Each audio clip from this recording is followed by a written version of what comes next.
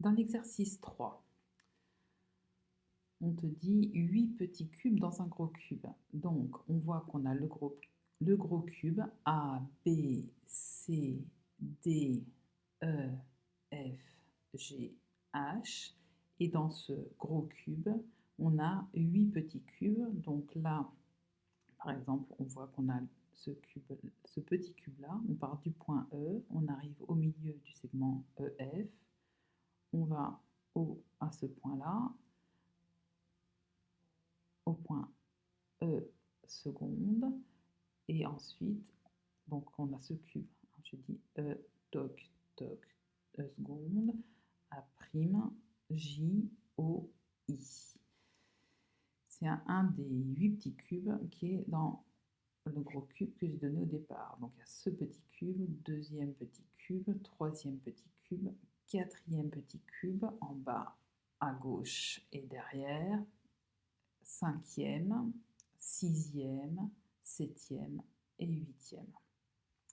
Alors, pour pouvoir donner les coordonnées des points comme c'est demandé à la première question, donc les coordonnées des sommets du gros cube. En fait, il faut déjà repérer qu'ici, il manque la flèche, mais c'est pas très grave.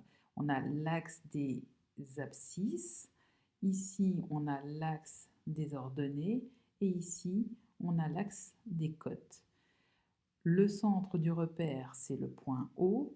Ici, on voit qu'on a le point I, là on a le point J et là on a le point K. Comme on a des cubes, on sait qu'on a un repère qui est orthonormé et donc on sait que sur l'axe des abscisses, le point I, il a pour coordonnées 1, 0, 0. Le point J, il a pour coordonnées 0, 1, 0.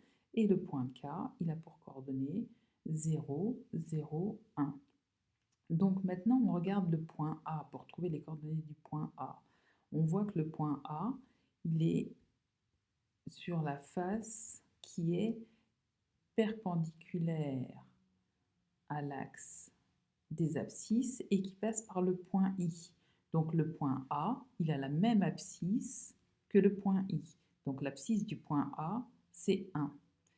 Le point A, il est aussi sur une face, la face A, B, F, E, qui est perpendiculaire à l'axe des ordonnées et qui passe par le point J. Donc la face qui passe par le point J et qui est perpendiculaire à l'axe des ordonnées, elle contient le point A. Donc le point A, il a la même ordonnée que le point J. On a vu le point A, il a la même abscisse que le point I. Le point A, il a la même ordonnée que le point J. Et de la même façon, le point A, il appartient à la face A, B, C, D.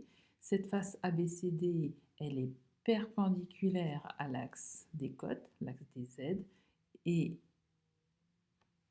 elle est justement perpendiculaire à l'axe des côtes au point K.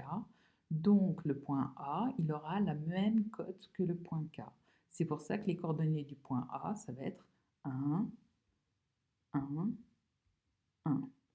Et on va faire exactement de la même façon pour les autres points. Donc le point A, on a dit son abscisse c'est 1, son ordonnée c'est 1, sa cote c'est 1. Pour le point B, il est sur la face arrière.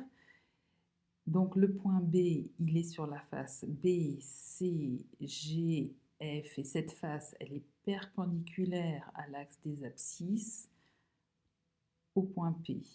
Donc le point B, il aura la même abscisse que le point P, et comme le point P, en fait, si on regarde le segment IP, il passe par le point O, et le point O, c'est le milieu du segment IP.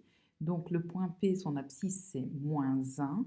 Et comme le point P, son abscisse, c'est -1, eh bien on peut en déduire que le point B a pour abscisse -1.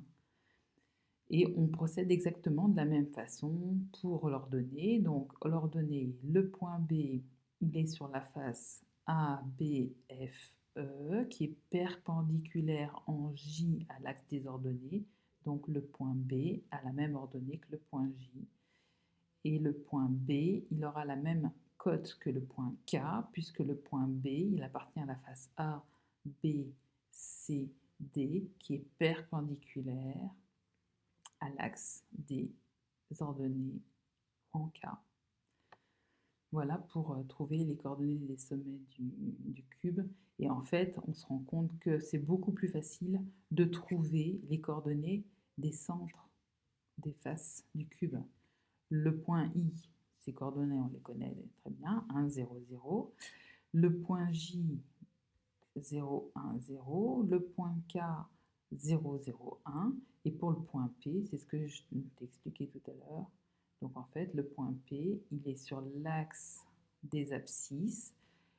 Le point O est le milieu du segment IP. Donc c'est pour ça que l'abscisse du point P, ça va être moins 1 et que son ordonnée va être égale à 0 et sa cote est égale à 0 puisque le point P, c'est comme si on considérait qu'il est... j'aurais dû commencer par ça d'ailleurs. A', B', C', D', c'est comme si c'était le rez-de-chaussée. E, F, G, H, le premier sous-sol, et A, B, C, D, le premier étage. Donc tous les points qui sont sur la face A, B, C, D, ils ont comme cote 1. Tous les points qui sont sur le plan A, qui contient les points A', B', C', D', ils ont pour cote 0, et tous les points qui appartiennent au plan qui contient les points E, F, G, H, ils auront pour cote moins 1. Tous les points qui appartiennent à la face A, B, F, E ou au plan qui contient la face A, B, F, E auront une ordonnée qui vaut 1. Tous les points qui appartiennent au plan qui contient la face A, D, H, E auront une abscisse qui vaut 1. Voilà pour ces deux questions. Et bah, du coup, tu dois comprendre aussi comment on trouve les coordonnées des points A', B', C', D', etc. Et pour les contraintes à imposer au point M de coordonnées X, Y, Z dans les cas suivants. On vous dit, le point M, il appartient au plan de la face, au plan qui contient les points ABC, ABC, A, B, C. Donc c'est ce que j'ai expliqué tout à l'heure. Les points qui appartiennent au plan A, B, C, ce plan il est horizontal, il est perpendiculaire à l'axe des côtes.